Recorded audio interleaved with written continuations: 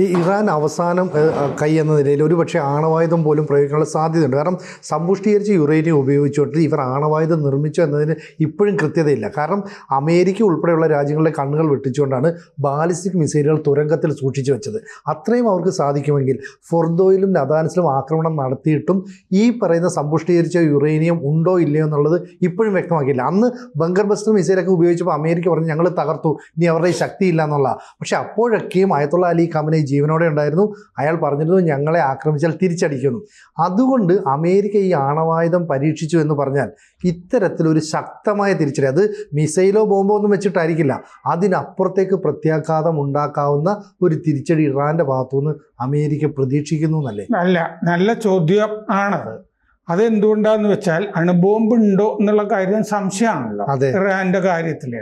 കാരണം 90% 90% സമ്പുഷ്ടീകരണം വേണം. 450 kilo സമ്പുഷ്ടീകരിച്ച uranium കയ്യിലുണ്ടെങ്കിൽ 10 ബോംബ് ഉണ്ടാക്കാം, അണുബോംബ്. കൂടുതൽ വാർത്തകളും വിശേഷങ്ങളും നിങ്ങളിലേക്ക് എത്താൻ ABC മലയാളം സബ്സ്ക്രൈബ് ചെയ്യുക, ബെൽ ബട്ടണും അമർത്തുക.